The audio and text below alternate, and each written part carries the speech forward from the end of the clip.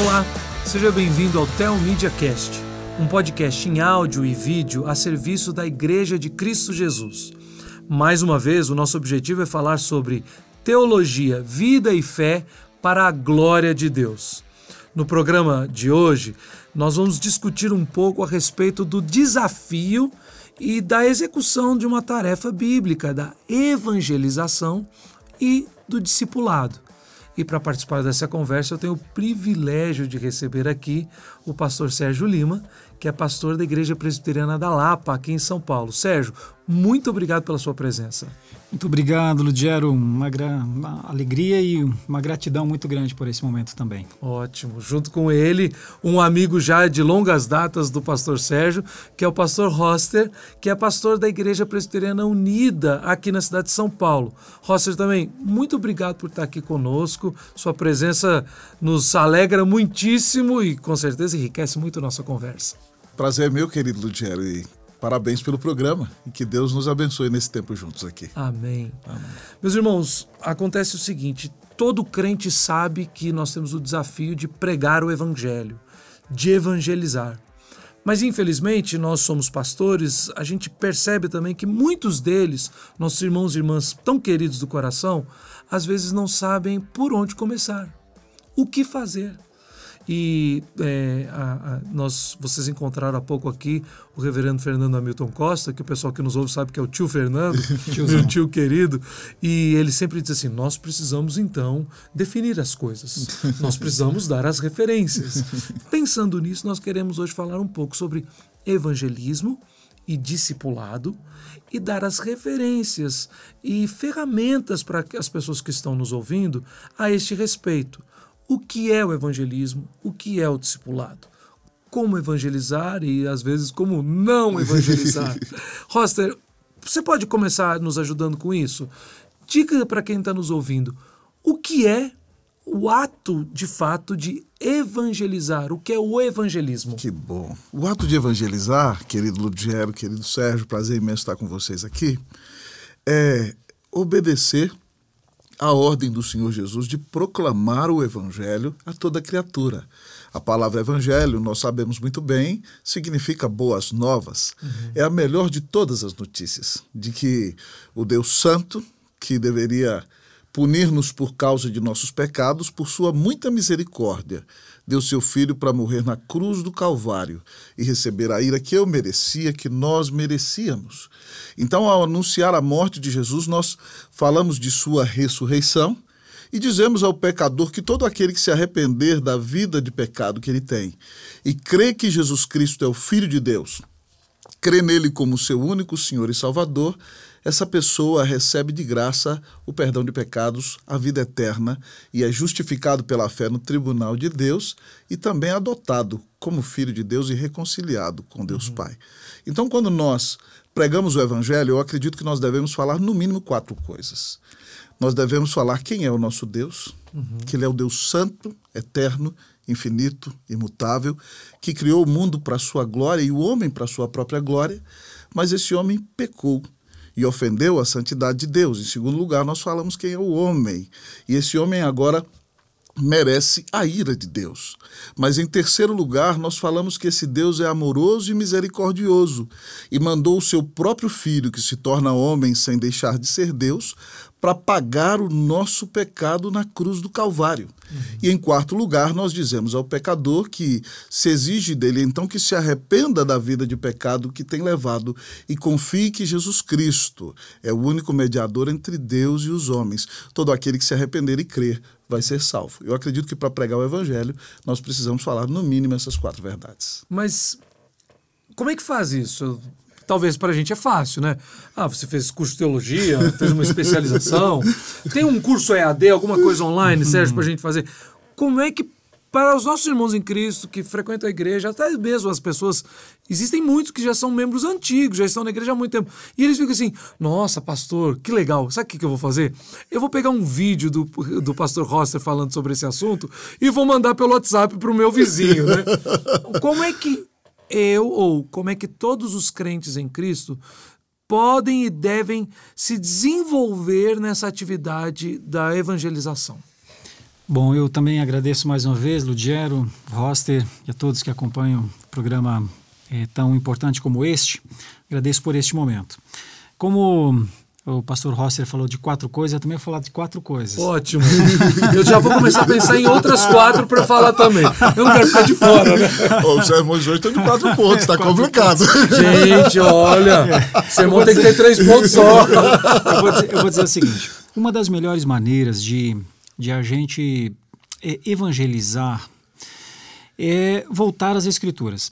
Eu digo 4 coisas porque quando eu leio sobre Paulo, que é um dos grandes nomes da evangelização, né, parece-me que ele usou 4 formas diferentes, estratégias, poderíamos dizer assim. Pensando no homem moderno hoje, como é que ele faz, né? Certo. O que Paulo trabalhou? Paulo trabalhou com estruturas físicas, então Paulo deu muita importância à escola de Tirano, ao Areópago.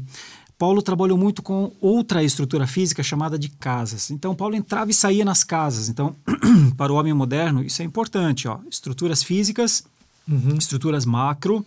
Hoje nós temos halls muito grandes, shoppings, hoje nós temos... E casas, que é uma coisa que para a evangelização é importante. São 2 coisas, né? De estruturas físicas. Ambientes amplos, públicos, e ambientes privados, como casas, por exemplo. Outras 2 coisas que Paulo usou muito no seu tempo foi... redes sociais. A palavra parece anacrônica, né? Porque, né? Mas assim, o que mais Paulo tinha era uma rede de amigos. E ele ia fazendo essa rede de amigos se multiplicar. Então, quando ele trabalhou com Priscila e com Áquila, Priscila e Áquila trabalharam com Apolo ou vice-versa. E quando ele trabalhou com Tito, com Timóteo, eles lidaram com os presbíteros nas igrejas, Tito em Creta, Timóteo em Éfeso e outros lugares. Então, isso é rede social. Então, Paulo usou, além disso, uma outra ferramenta muito grande que foi mídia. Isso mais anacrônico do que nunca, né? Mas assim, Paulo usou os escritos, o melhor que ele tinha para a sua época, né? Então, eu digo que as quatro estratégias de Paulo naquela época foram as estruturas públicas, né, grandes locais abertos, as estruturas privadas, as casas, outras estruturas que não são físicas, mas são humanas, que são redes de pessoas e instrumentos de impulso, de propagação. Então ele usava a carta, e as cartas eram espalhadas e tinham de ser lidas nos lugares, né? Como é que hoje uma pessoa pode fazer evangelização, né? A igreja tem muito ainda a fazer, usando, na minha modesta opinião, princípios bíblicos. Eles são princípios e formas bíblicas, né? No primeiro momento era princípio, estava na cabeça de Paulo. Eu vou usar as estruturas e vou falar com as pessoas. Eu vou usar as estruturas menores e vou falar com as famílias. Eu vou usar as redes de amigos e isso vai se propagar. E eu vou usar as ferramentas da época e isso também vai proliferar o evangelho. Hoje nós temos a mesma condição de fazer evangelização, eu acho, né?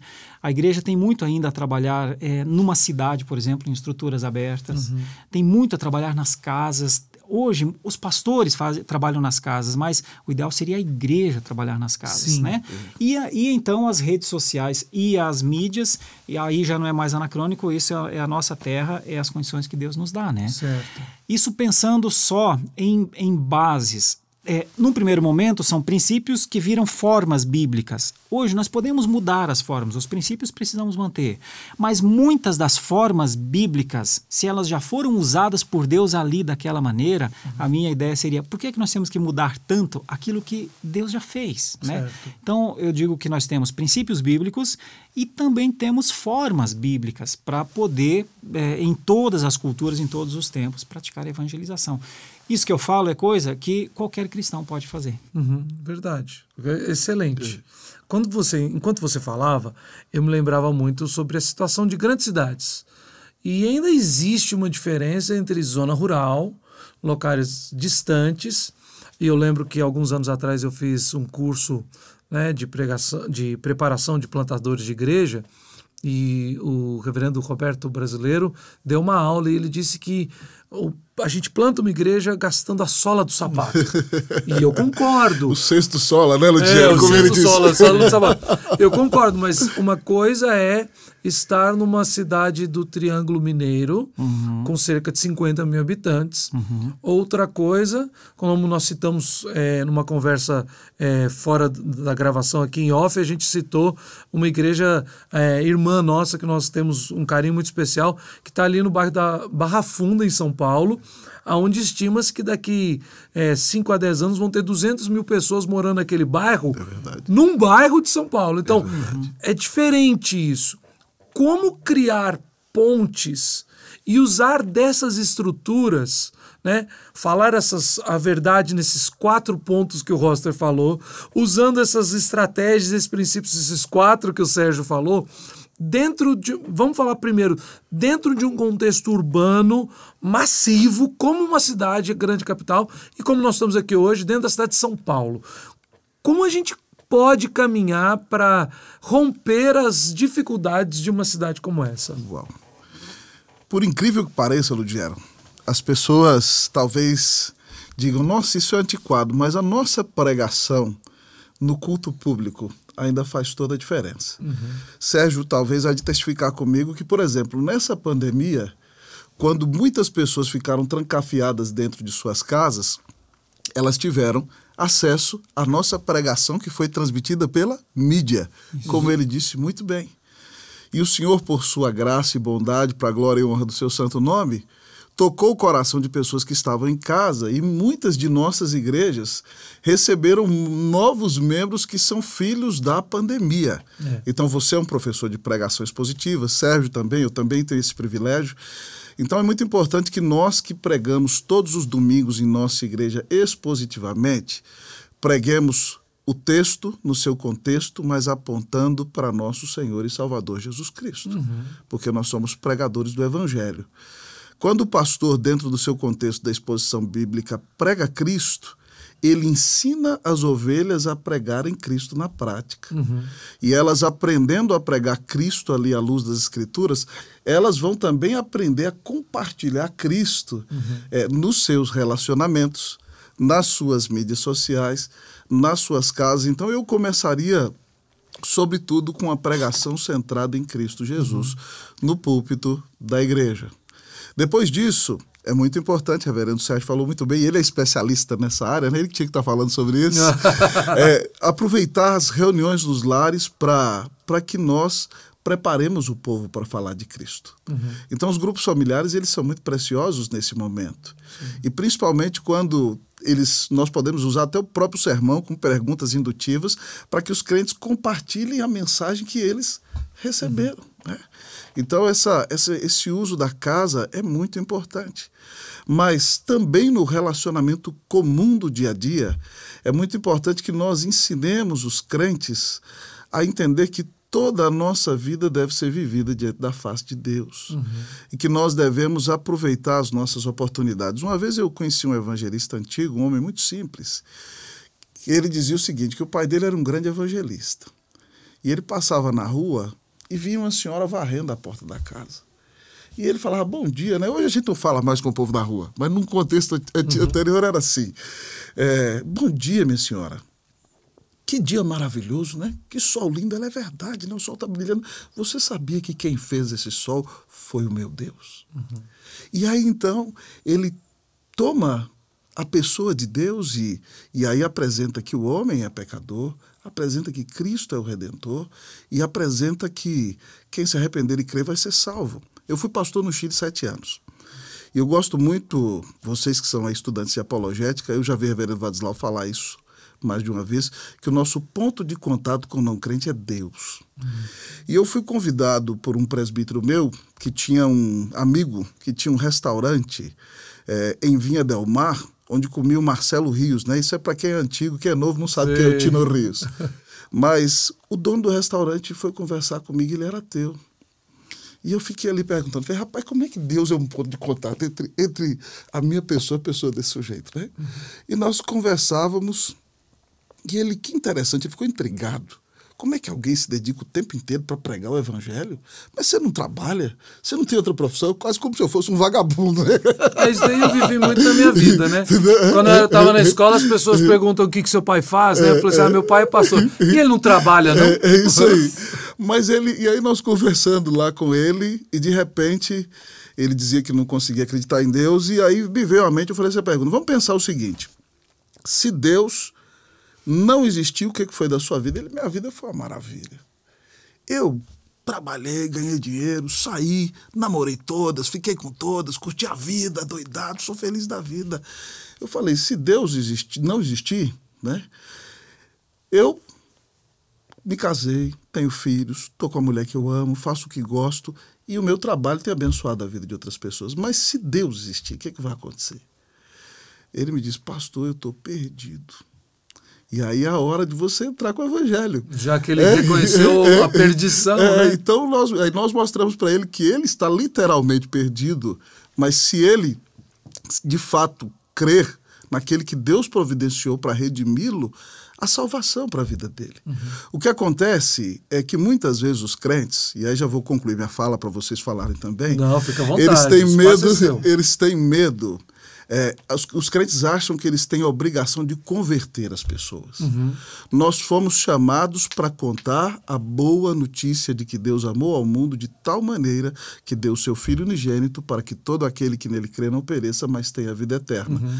Meu professor de pregação, que o Sérgio o substituiu na igreja como pastor, reverendo Caneiras, dizia o seguinte, nós não somos do departamento de admissão. Nós somos do departamento de divulgação. Então, se a pessoa rejeitar você, não importa que ela te rejeitou, você tem que contar a boa notícia. Quem faz a obra no coração do pecador é o Espírito Santo. Não tenha medo de ser rejeitado. Jesus foi rejeitado, os apóstolos foram rejeitados. Todos aqueles que pregam o evangelho vão ser perseguidos.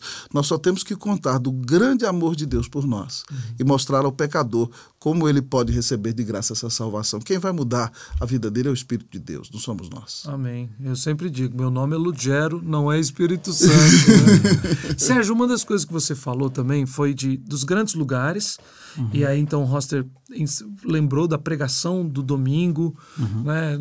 Por vários motivos, acho que para o alimento da igreja local. Sim. E tem os visitantes, quando eu prego, nem conto muito com os visitantes. A aplicação do texto eu sempre faço para o não crente, para o crente, né? De acordo com o que o texto está falando. Eu sempre faço para esses dois. Mas eu não estou preocupado se vai ter um visitante ou outro. Mas uma das outras locais que você também citou foi o aspecto da casa. E Roster acabou de dizer que os grupos familiares são bênção para a gente preparar os crentes para o evangelismo. Isso acaba tendo uma relação também com o discipulado, né? Então, primeiro, dá para a gente distinguir o que seria de fato evangelismo e o que seria discipulado. Você vê isso com distinção? São passos diferentes? E vamos desenvolver por aí. Tá. Eu não vejo como diferente necessariamente, mas talvez como estágios diferentes, sim. Deixa eu buscar uma base lá nas Escrituras de novo, seguindo o que o pastor Roster falou. O cristianismo, desde aquele momento em que os anjos chegaram aos pastores e disseram, o menino nasceu, e eles saíram ali, foram encontrar, e os pastores começaram a saíram de lá glorificando a Deus, diz o texto. O cristianismo, a partir dali, ele é um anúncio, ele é esse testemunho. Olha, ele nasceu nasceu humilde, ele nasceu. Esse testemunho foi reverberando e ele foi encontrando inimigos mesmo. Por exemplo, o Império Romano, por exemplo, o helenismo ou o judaísmo, né? Então, o cristianismo, ele é uma semente que dá ele avança muito, vira árvore frondosa. E ele, no seu crescimento, no seu testemunho, ele vai combatendo várias coisas, né? Lá naquele tempo era aquilo. O cristianismo hoje continua a fazer isso. Os inimigos são outros. Hoje os inimigos são o individualismo, que aí tem a ver com casas dentro dos apartamentos, né? Todo mundo individualizado. O hedonismo, todo mundo buscando seu prazer e algumas outras coisas. Mas o cristianismo, ele precisa chegar até esses lugares. Com o passar do tempo, Deus vai dando formas para que ele chegue lá. Nos tempos antigos, como nós falávamos, usava-se um tipo uma distribuição de um folheto, alguma coisa assim, era o evangelismo, o primeiro estágio da evangelização. Mas com o passar do tempo, hoje nós temos outras formas também para fazer essa propagação do evangelho. Quando o evangelho chega até, vamos dizer lá, o 23º andar do prédio X, é uma família que está lá. Como lá no Império Romano, uma família que estava sob o poder de César, ou no mundo grego, sobre a ilusão dos helênicos, ou no judaísmo, né, pensando que eram filhos de Abraão, aqui também as famílias são filhas de alguém. Elas estão presas em algum lugar, cada vez mais isoladas, e quando o evangelho chega lá, Aí isso vem ao encontro do que o pastor Rosser falou. Quando o evangelho chega, o evangelho tira essas pessoas de casa. Os eleitos não resistem a uma pregação bíblica, teocêntrica, glorificativa, não resistem, porque aquela pregação existe para eles. Então, como isso chega? É de muitas maneiras. É um smartphone, alguém que diz, veja isso aqui, né? Quando essa pessoa chega à igreja, ela precisa encontrar uma pregação bíblica mesmo. O culto não pode ser para ela. Ela provavelmente chega ao culto pensando em escolher qual culto ela quer, das igrejas, qual é Vou num lugar que eu gosto. Exatamente, sommelier de igreja. Então, mas ela precisa encontrar uma pregação que mostre que ela está fora da adoração, que ela está fora do reino, que ela precisa adorar como aqueles que estão ali adoram. Esse, para mim, é o primeiro passo. A igreja, as portas abertas, recolhem essas pessoas. A igreja visível, né, ela recolhe essas pessoas e aí entram as casas. Porque se eu chegar a uma igreja, por exemplo, e alguém falar para mim, olha, nós nos reunimos aqui no domingo e tal, mas na segunda, ou na terça, ou na quarta, ou na quinta, a gente reúne na casa do Rosser, na casa do Lugero, e lá é um local que a gente canta, a gente ouve a palavra, a gente conversa, faz amizades. Olha, essa é uma ferramenta que era usada no período bíblico, sabe? Paulo diz isso em Romanos 16, nas barbas do Império Romano. Provavelmente em Romanos 16 tem mais de 10 casas abertas, só no capítulo 16. Então, isso para mim é o discipulado, porque aí a pessoa chega e ela vai conviver com os discípulos. Eu não sou muito afeito a formas fechadas, eu diria, sabe? A conjuntos, a quadradinhos de evangelização. Estratégias assim, você compra um pacote. Isso. E até vou ressaltar algo aqui para quem está nos ouvindo. Sim, existem bons livros, excelente material nessa área. E mesmo um material que é muito bom teologicamente, se você pega aquilo e fala, essa é a regra de sucesso e acabou, é um tiro no pé, né? Pode idolatrar a regra, né? Exatamente. Isso. E aí as casas funcionam como esse local de acolhimento, né? Então, na pior das hipóteses, quem vem uma vez à igreja, por exemplo, no domingo, se vier a uma casa na semana, dobra as vezes que vem à igreja, vamos dizer assim, né? É uma vez à igreja e uma vez na casa. Então, é muito substancial a convivência. O discipulado, nós fazemos discipulado normalmente com estágios, né? Discipulado para o novo, aquele que está chegando, é um discipulado básico, um discipulado para quem já tem algum conhecimento, e nós temos hoje, principalmente aqui no Brasil, um trânsito religioso muito grande entre as igrejas, de gente experiente, de gente que está se ajustando no reino, né? Então, um discipulado mais avançado, porque muitos destes mais experientes estão procurando mesmo alguma coisa mais substancial, né?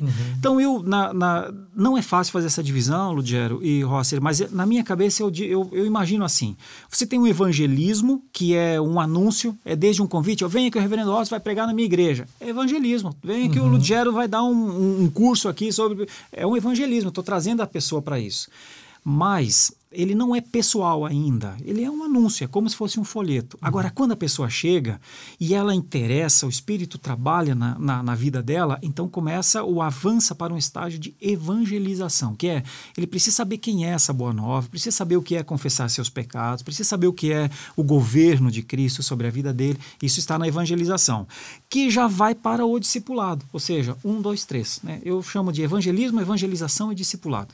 E quando conseguir fazer esse circuito com ele, provavelmente terá lá na frente, se assim o Espírito quiser, alguém em potencial para fazer evangelização também. Então é um trabalho, é um ciclo, né, para potencializar alguém que chega a fazer esse trabalho também. Até porque foi algo que o Rosser falou na fala dele, ele falou assim, e eu citei aqui, do grupo dos lares, da reunião nos lares, como para você ensinar as pessoas a evangelizar. E eu creio assim, mas muitas vezes isso parece até utópico, que é algo estranho, alguém que defende o evangelho, que fala que foi salvo por este evangelho, que ama Cristo de todo o seu coração, mas não compartilha isso com ninguém. E a gente encontra isso nas nossas igrejas. E novamente a gente fala, irmãos e irmãs amados, queridos, mas você pergunta assim, e aí, o que você tem compartilhado o evangelho com alguém? Você já sentou para ler a Bíblia com uma outra pessoa? E a gente escuta muitos nãos. É verdade. Falta essa iniciativa, né, Lugero? Eu uma vez ouvi Ronaldo Lidório contar um testemunho que eu achei maravilhoso, numa das muitas palestras dele. E eu tenho usado essa ilustração em todos os recantos do Brasil que eu vou, todo crédito ao Ronaldo, né? Ele contou que ele era missionário na África e foi dar uma palestra na Inglaterra. E chegando lá, ele conheceu um filho do pastor da igreja que tinha sido evangelizado pela mãe e tinha sido convertido por Deus aos 6 anos de idade na classe de escola dominical, cuja professora era a mãe, a esposa do pastor. E Ronaldo foi dar uma palestra sobre missões e ele queria aprender a falar de Jesus, chegou lá, Ronaldo é um doutor em antropologia, né? Então ele deu uma palestra de 2 horas. E aí ele virou para o pastor Ronaldo, eu vim aqui porque falaram que o senhor ia ensinar como falar de Jesus. Mas demorou 2 horas, eu não entendi nada. Aí o Ronaldo falou assim, nós adultos complicamos as coisas, mas basta você fazer o seguinte, você quer falar de Jesus, você conta quem você era antes de Cristo, o que Jesus fez por você e quem você se tornou depois que Cristo entrou em sua vida. E ele falou assim, só isso? E o senhor levou 2 horas. E o Ronaldo disse que voltou para a África. E quando, 6 meses depois, ele recebe uma carta do pai do menino, dizendo que o filhinho começou a fazer isso na escola, um menino de 8 anos.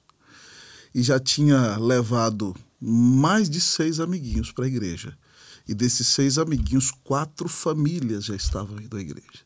Tudo porque um menino de 8 anos de idade resolveu falar quem ele era antes de conhecer Cristo, o que Cristo fez por ele e quem ele se tornou depois que Cristo entrou em sua vida. Então nós podemos dar um testemunho do que Jesus fez em nossa própria vida. Então quem tem Cristo no coração é a sua fala. Faz isso porque foi transformado por Cristo Jesus. Talvez o grande problema é que Cristo de fato não tem sido o centro da nossa vida cristã e não é o nosso maior amor. Então aí nós precisamos revisar o nosso coração. Se de fato nós vivemos para a glória de Cristo e as prioridades de Deus são as nossas. Há uma fala que veio de um teólogo australiano e eu lembro quando ele falou isso, ele foi muito mal recebido num contexto bem conservador, histórico, quando ele disse assim, que o púlpito não era suficiente. E ele não estava dizendo que a palavra de Deus não é suficiente, nem da inerrância das Escrituras, nem da autoridade do púlpito. Mas ele estava mostrando que na igreja, muitas vezes você ouve um sermão naquele domingo, guarda aquilo para você e acabou. Né? Na verdade, o dizer é que nós precisamos impactar as pessoas do púlpito, e aí é uma outra frase que eles falam, né? Do púlpito para os bancos. Ou seja, como aquilo que se ensina na igreja é aplicado e vivido por aquela comunidade. Vocês dois são pastores de igrejas aqui em São Paulo, são igrejas antigas, já com uma grande história, tem uma membresia, um bom número de membros, né? Como um pastor pode chegar numa igreja e implementar uma visão discipuladora e evangelística dentro do seu contexto? Eu estou pensando em pastores mais jovens, aqueles meninos que estão terminando o seminário, aí ele chega e fala assim, será que é só pregar todo domingo? Claro que não é só pregar. Pregar a palavra de Deus é a autoridade de Deus do seu povo. Mas qual é a atitude, então, de um pastor para começar a mobilizar a sua igreja para uma vida de engajamento no evangelismo e de trabalho discipulado? Na minha opinião, Lugero, nós tínhamos que voltar um pouco a uma estratégia que os americanos usaram bastante no século XX, inclusive usada para plantar a Igreja Presbiteriana do Brasil. Que é a ideia da centrifugação. De novo, eu estou usando palavras aqui que parecem mais modernas para épocas tão distantes, né? Mas a ideia da centrifugação é alguma coisa que gira tanto que a água que está naquela roupa vai-se embora. Vamos dizer assim, ela explode para algum lugar, né? Os americanos usavam muito isso. Uma pessoa, e ao redor dessa pessoa, como Simonton, como Blackford, como Schneider e outros, né? Ciclos crescentes. E então, de vez em quando, ao invés da centrifugação, uma espécie de centripetação, que é reunir de novo aqui, fortalecer, mais ou menos como no filme Os 300, mais ou menos assim, né? Reúne aqui, firma aqui e explode, que vai. essa é uma estratégia, um trabalho muito usado pelos americanos no século XX e que foi usado também no Brasil, mas não está tão forte hoje. E quando eu ensino aos meus alunos sobre evangelização, eu não tenho medo de falar. Se vocês são chamados para ir para uma igreja, vocês precisam avançar para a evangelização, porque depois de 3 ou 4 anos, não é só pelos conhecimentos teológicos que vocês vão permanecer numa igreja, é pelo quanto vocês arregaçam as mangas, pelo quanto vocês sujam os pés, pelo quanto vocês chegam aos lugares.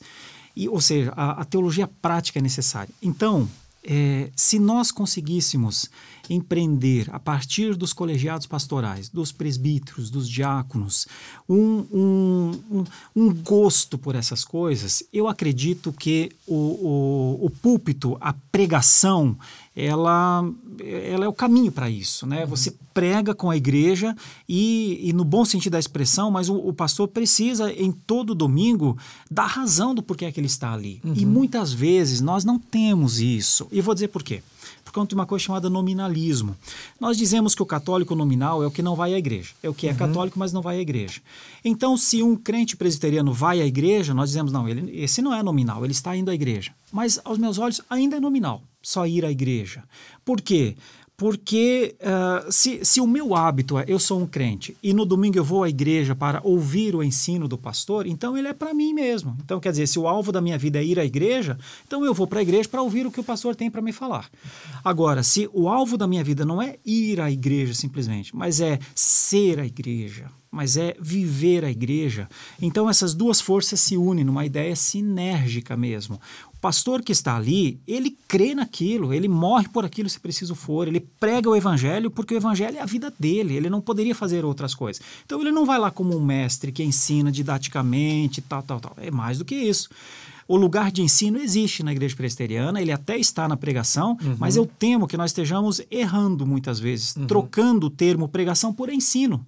Os pastores estão ensinando. O ensino é cumulativo, é importante, mas o ensino enche a gente. Agora, a pregação não, a pregação incendeia a gente. Um parênteses aqui, é uma frase que eu amo muito, que fala que a pregação, o objetivo da pregação não é informar. O objetivo da pregação é transformar. Toda informação que se dá numa pregação é para mudança de vida. Exatamente. E esse é o papel da pregação, na minha opinião, nas igrejas reformadas. Nós precisamos todos os domingos impactar os nossos membros. Todos os domingos nós precisamos fazer com que os nossos membros respondam se eles vão pregar o evangelho, vão testemunhar o evangelho ou não. Agora, se nós se nós diminuirmos esse ímpeto e trabalharmos apenas como ensino, aí nós ensinamos o tempo inteiro a nossa igreja. Encheremos a nossa igreja de conhecimento e ela dirá, que ótimo, nosso pastor é ótimo, nos ensina muito. Mas será que nós viveríamos uma vida inteira? Rosser e eu já estamos há mais de 20 anos no ministério. Será que Deus nos chamou para pregar uma vida inteira aos mesmos crentes, a mesma coisa? Será que esse é o nosso chamado pastoral? Então, será que nós não estamos correndo o risco de estar muito bem com a nossa igreja, com os nossos conselhos, com os irmãos da nossa igreja, visitando os nossos irmãos, que tudo isso deve ser feito? Mas será que nós não estamos satisfeitos demais com isso? Para a evangelização, eu diria que o evangelista, ele nunca está satisfeito com o que ele está fazendo. Ele sempre acha que está fazendo menos do que deveria fazer. E a igreja precisa sentir isso, porque no dia que a igreja entender nós estamos mesmo fazendo menos do que podemos fazer, aí ela rompe as barreiras. Enquanto ela pensar, está tudo bem conosco, nosso pastor é um ótimo pregador, nossa igreja tem um ótimo ar-condicionado, nossa igreja tem um som, então, rapaz, que é maravilhoso. Enquanto ela achar que ela atingiu, ela fica com percentuais míseros numa cidade de milhões de habitantes, com muitas vezes 50 pessoas, 60 pessoas, né, dentro de uma igreja. Eu brinco e digo isso só com brincadeira mesmo. Muitas igrejas se acham tão satisfeitas como uma criança de 7 anos diz para uma de 3, veja como eu sou grande. Olha como eu sou grande. Exatamente. Posso pegar o gancho da palavra dele aqui? Fica à vontade, os ganchos são todos aqui, estão à disposição. Eu acho que a palavra do Sérgio é muito propícia e nós que estudamos pregação, e fica aí para aqueles jovens pregadores que estão nos escutando, que pregação é explicação e aplicação. É isso que o Sérgio estava falando, e que nós, de fato, temos que não só transmitir a exposição do texto no seu contexto, mas levar o povo de Deus a aplicar aquele texto de maneira centrada no Evangelho na sua vida. E enquanto ele falava, eu pensava aqui em algumas coisas que nós podemos fazer, né? 2 Timóteo 2 diz assim: o que de minha parte ouviste, através de muitas testemunhas, transmite a homens fiéis e idôneos, para que eles transmitam também a outros. Então ele começou dizendo, se nós entendemos no corpo da liderança da igreja que o nosso conselho é um conselho de presbíteros com coração de pastor, eles vão multiplicar a liderança na escola dominical, o ensino, também nas casas. Um outro trabalho que nós podemos fazer, e já falamos bem sobre ele, é o trabalho dos grupos familiares. Então o pastor pode pegar, por exemplo, o seu sermão, fazer perguntas indutivas em cima do seu sermão, reunir uma vez por semana com a sua liderança de grupos, passar a resposta com eles, e eles vão e treinam esse grupo na sua própria casa. Então isso, quando eu fui pastor no Guará 2 em Brasília, nós fizemos isso, para a glória de Deus. E era um trabalho muito bonito, porque na segunda-feira eu me reunia com os líderes, eu já tinha um grupo que fazia as perguntas indutivas do sermão, eles mesmos faziam. E aí nós passávamos as perguntas e nos grupos familiares, que eram na terça e na sexta-feira, eles reuniam e Deus levou pessoas à igreja através do ministério dos irmãos. Uma coisa preciosa que nós vivemos aqui esse ano, pastor Ludiero, pastor Sérgio, na pandemia, foi o despertar de algo que os missionários também nos ensinaram, que foi o culto doméstico. Numa cidade como São Paulo, onde as pessoas trabalham muito o dia inteiro e muitas vezes estudam à noite, e aqueles que já não estudam mais lecionam, é muito difícil que o pai se reúna com a família para fazer o culto doméstico. Mas a pandemia nos deu a bênção de voltar para dentro de casa. Eu tive a alegria de, aplicando nos sermões, explicando no domingo, tomando um livrinho como esse que vocês têm aí, os membros da igreja voltaram a fazer o culto doméstico dentro de casa. E que bênção maravilhosa é para aquela criança que ela ouve a palavra de Deus dentro de casa. E aí o pastor tem que ser exemplo nesse sentido também. De sentar, por exemplo, com os filhos no domingo, na hora do almoço, e aí, qual foi o tema do sermão?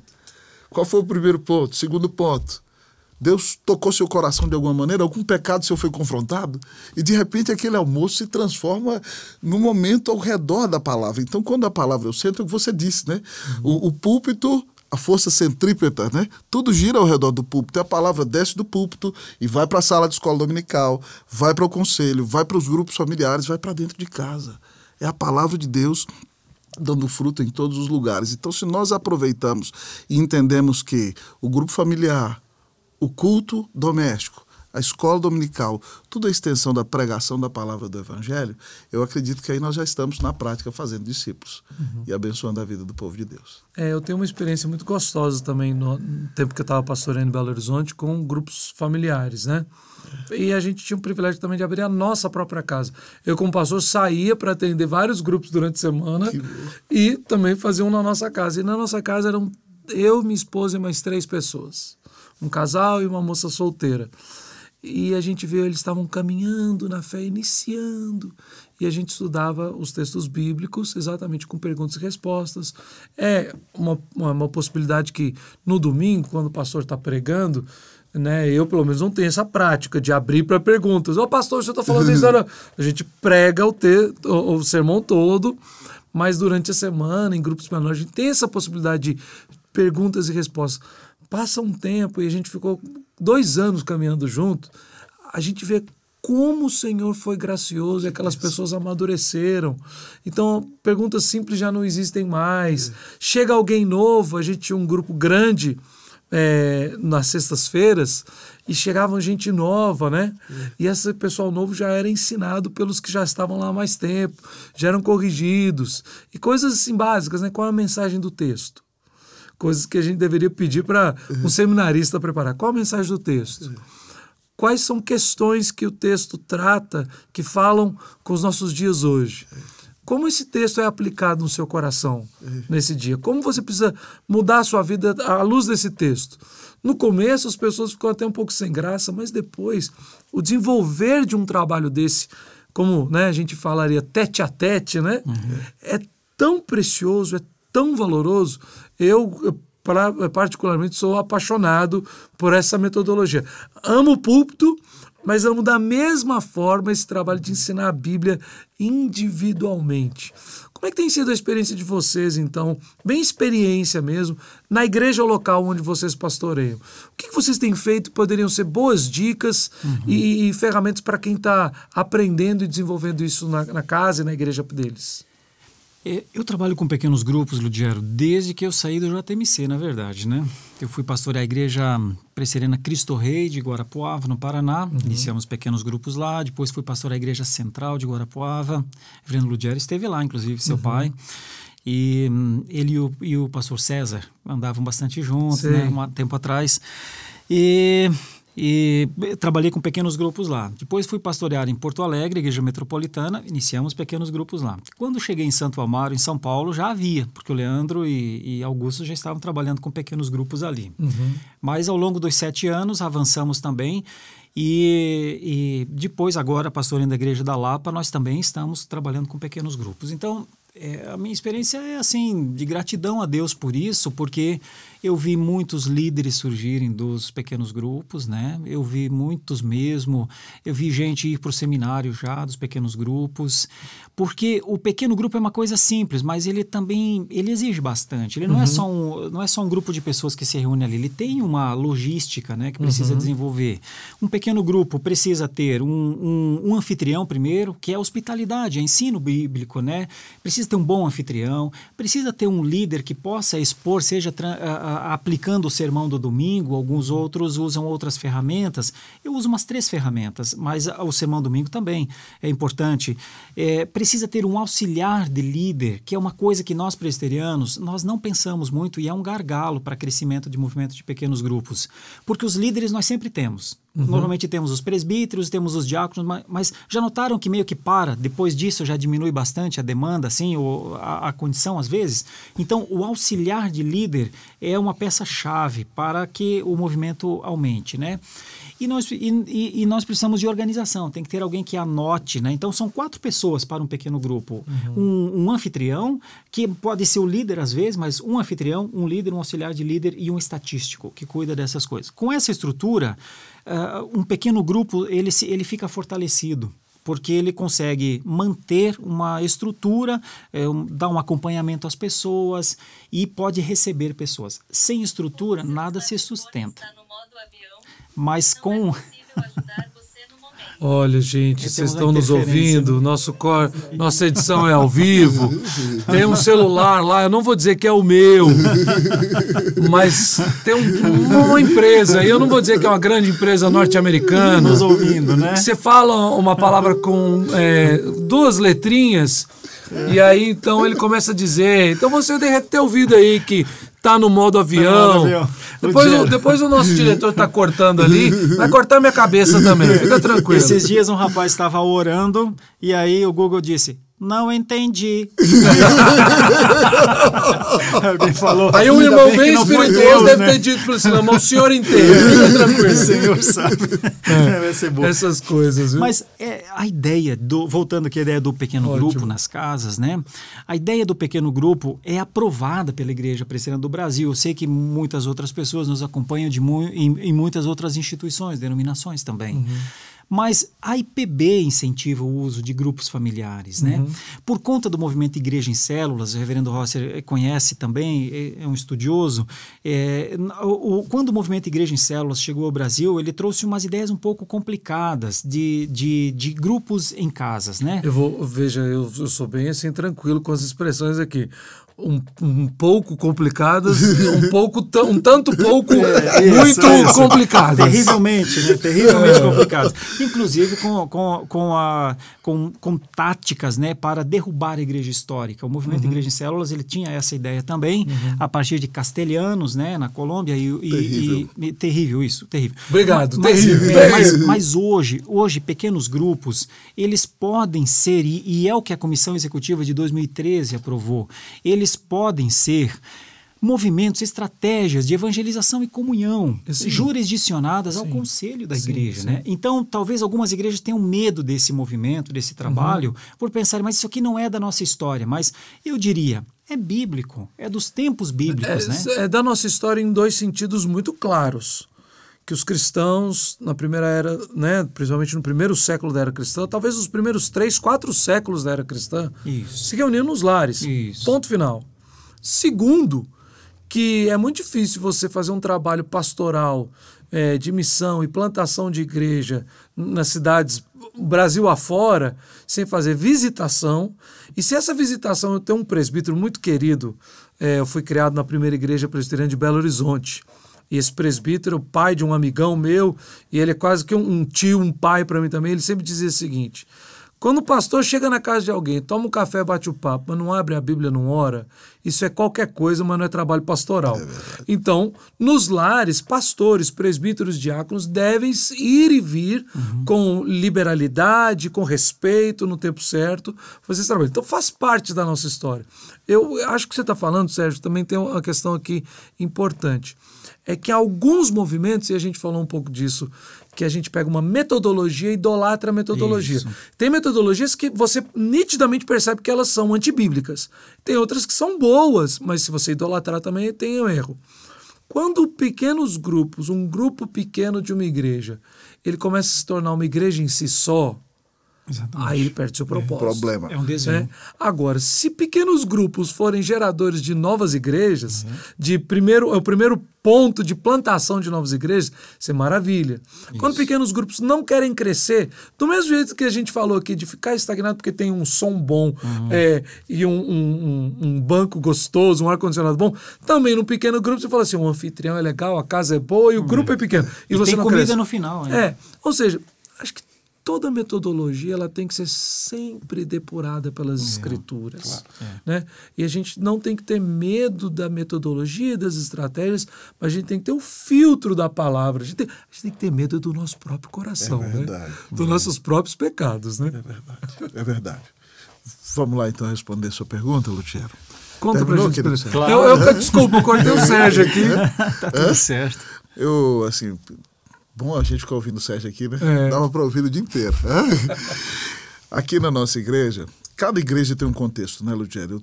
Pela graça de Deus, eu estou pastoreando aí a terceira igreja. Eu fui pastor em Santiago do Chile 7 anos e lá era um contexto totalmente diferente. Então lá eu treinava as pessoas, eu mesmo, a juventude, um a um, e preparava a igreja para evangelização. E foi um tempo muito bom. No nosso pastorado em Brasília também, nós, como eu já disse a vocês, nós treinamos esses grupos familiares e a igreja tinha um ministério de discipulado muito interessante. Inclusive, hoje o pastor reverendo Fábio continua com esse ministério lá, através de um seminarista que era um filho na fé, que quem chegava novo na igreja era recebido por pessoas treinadas para um discipulado básico. Então lá tinha mais de 25 pessoas. Se chegava alguém novo, eles já iam discipular aquela pessoa antes mesmo de entrar na classe de novos membros. Aqui na Unida é uma igreja histórica, tradicional, que teve grandes evangelistas como pastores. Então aqui o trabalho de evangelização de rua já era muito forte, mas restrito a um grupo pequeno de irmãos. E o que nós fizemos aqui nesse tempo que nós estamos aqui, eu estou no 4º ano na Unida, nós usamos bem a escola dominical para treinar as pessoas ao redor da palavra. Então, no ano passado, por exemplo, nós trabalhamos um curso de dons espirituais. E depois, como nós podemos compartilhar os valores da nossa fé nesse mundo caído. E nós temos feito a escola dominical pelo Zoom ainda, por causa do contexto da pandemia. E nós fizemos um projeto que outras igrejas em São Paulo já faziam, tanto a de Pinheiros como a da Penha. Na segunda-feira, nós temos o Conexão com Deus. E tinha um presbítero nosso que ele alugava uma Kombi, ele mora perto do aeroporto de Guarulhos, e ele trazia o pessoal para o Conexão toda segunda-feira. Um dia a Kombi quebrou, não deu para chegar. Eles falaram, vamos ficar aqui. E aí não conseguiram transmitir pela internet e o meu presbítero lá, com aquele grupo de pessoas, começou a pregar para eles. Nasceu uma congregação em Guarulhos, fruto do trabalho das segundas-feiras. Fruto da Kombi quebrada. Isso aí é impressionante, né? A graça de Deus é maravilhosa. E esse ano da pandemia nós fizemos o seguinte. Aqui a Unida ela tem um estilo de grupos familiares, uma igreja histórica é um grande diferencial, que ele funciona diferente. Os grupos familiares são muito antigos, funcionam uma vez por mês, então nós ainda estamos trabalhando com isso daí da maneira que já estava. Mas nós pegamos o canal de YouTube da igreja e transformamos ele num canal chamado Unida TV. E de segunda a sexta nós temos programação todas as noites. E na terça-feira nós temos um curso de evangelismo e discipulado, que ele é dado pelo nosso evangelista João Galo, que agora já é bacharel em teologia, provavelmente vai ser licenciado daqui a pouco pelo presbitério, e pelo nosso evangelista Jonathan. Então a igreja toda terça-feira à noite, na Unida TV, é treinada para evangelismo e discipulado.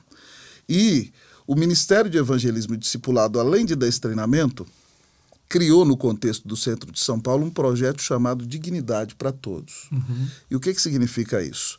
Lá na porta da nossa igreja, onde fica a garagem pastoral, eles estão pelo menos uma vez por semana reunindo pessoas na rua, tocando, pregando, entregando sopa, cobertor, abençoando o povo e fazendo diferença, tirando gente da rua no centro de São Paulo.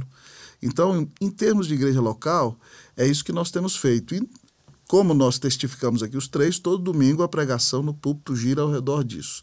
Então eu tenho Conexão segunda-feira, que ele fala de Jesus. Na terça-feira nós treinamos pessoas. Na quarta-feira, na nossa Unida TV, nós ensinamos a confissão de fé. Na quinta-feira, um programa de entrevistas. E na sexta-feira, outro programa de evangelização. Então nós estamos bombardeando a igreja todas as noites, nesse tempo de pandemia, com esse trabalho. Mas me permita fazer uma propaganda aqui. Faça, porque fique à vontade. eu também sirvo na Agência Presbiteriana de Evangelização e Comunicação. Certo. E na APECOM nós temos um curso muito precioso, que se alguém quiser entrar, é o CTA, que você tem que entrar lá no www.cta.ipb.org, que você tem vários cursos para treinar evangelistas lá. Tem como evangelizar universitários, tem como evangelizar por meio da capelania, com a nossa querida Helenivação. Tem diversos cursos de especialistas em distintas áreas dando curso lá.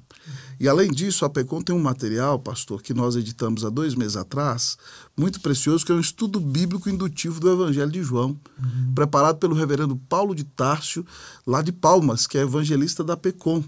E esse curso é muito precioso. Se alguém quiser sentar e estudar o Evangelho de João com um amigo, e vai fazendo perguntas indutivas de todo o Evangelho para levar pessoas a Cristo. Então, esse material que a Agência Presbiteriana de Evangelização e Comunicação tem disponível para os membros das igrejas presbiterianas e também de outras igrejas interessadas, nós levamos para a igreja local e preparamos o povo para treinar outras pessoas e evangelizar todos os dias. Então, nós não temos desculpas, pastor Ludiero. Há inúmeras possibilidades para nós.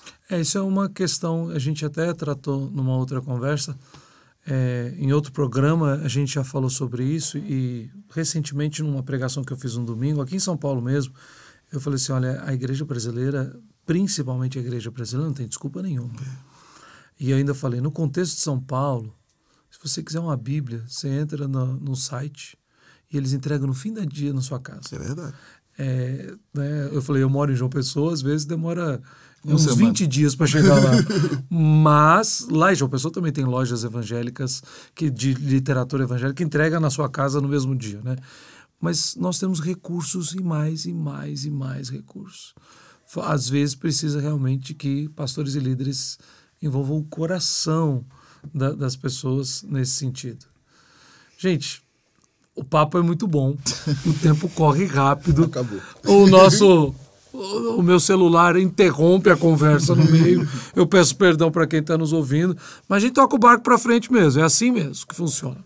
Foi a primeira vez que ele interrompeu, espero eu que seja a última, senão eu vou ter que trocar de fabricante.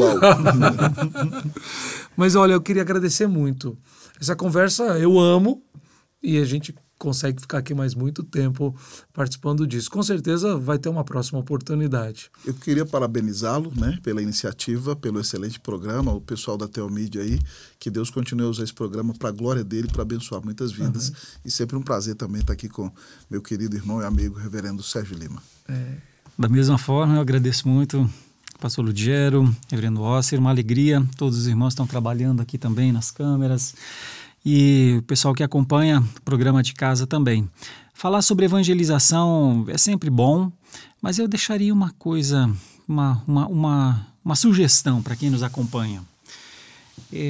O evangelho não pode parar em nós, né? O evangelho chegou até nós porque alguém trouxe.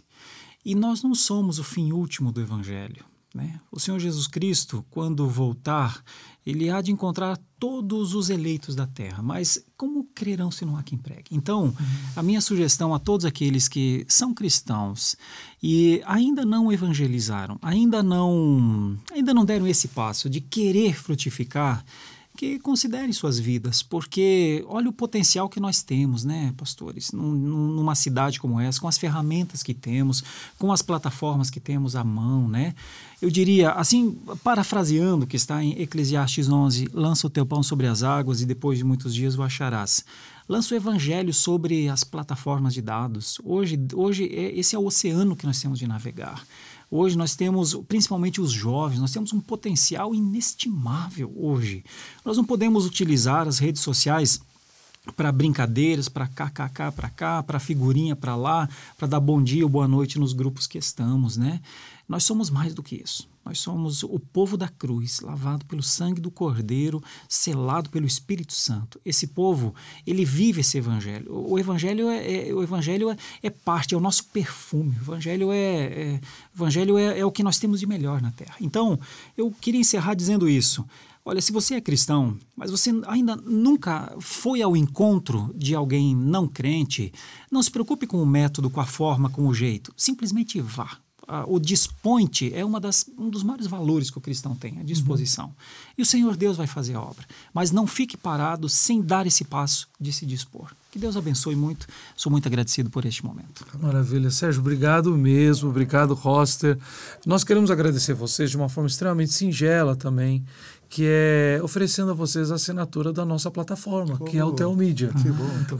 O Telmídia é a nossa plataforma digital, o nosso aplicativo, que é resultado do trabalho da missão que é a Comunicações Evangélicas, a Comev. Essa é uma missão que nós estamos caminhando aí com alegria para no próximo ano completar 50 anos de ministério aqui no Brasil. Uau. E o Telmídia é o nosso projeto de edificação, de evangelismo, de compartilhar, e nós queremos hoje, é singelo, mas é do nosso coração. Vocês vão receber, eu já tinha pedido para vocês o e-mail, vocês vão receber uma assinatura VIP do Telmídia. O Telmídia é onde a gente compartilha esse programa. O Telmídia Cast está nas principais plataformas de áudio. Procura lá, você vai achar. Então, quem está nos ouvindo, procura o Telmídia Cast, siga toda semana, toda segunda-feira, um novo programa vai ao ar, sempre falando sobre teologia, vida e fé para a glória do nome do nosso Deus. Amém. Agora, se você que está nos assistindo, nos ouvindo, quem está nos ouvindo quer nos assistir na íntegra, vai no site telmedia.org, baixe o aplicativo e comece agora mesmo a nos seguir, nos acompanhar e receber tanto este conteúdo como filmes, desenhos para as crianças, palestras, pregações, diversos conteúdos para a edificação da Igreja de Cristo e, obviamente, você que está nos assistindo e nos ouvindo. Muito obrigado mais uma vez, Sérgio, muito obrigado, Roster, e eu quero agradecer a você que esteve conosco nos ouvindo e nos assistindo nesse programa. Nós estamos no Instagram, @Telmídia, no canal do YouTube, onde nós temos várias partes dos programas que já foram gravados, que estão ali disponibilizados. Nós temos o nosso Telmídia Blog, que toda semana vai um texto também, e é comandado pelo nosso querido Diego Venâncio. Toda semana tem um novo texto no ar, toda sexta-feira para edificação. Comecei uma aventura muito louca, que é o Telmídia Live, toda quarta-feira, às 20 horas, e o Telmídia Cast, além da nossa web rádio, que todo o conteúdo está na web rádio também. Nós estamos aqui para servir a Igreja de Cristo. Agradecemos muito a você que esteve conosco. Aproveite todos esses recursos para a glória do nosso Deus. Deus te abençoe e um forte abraço.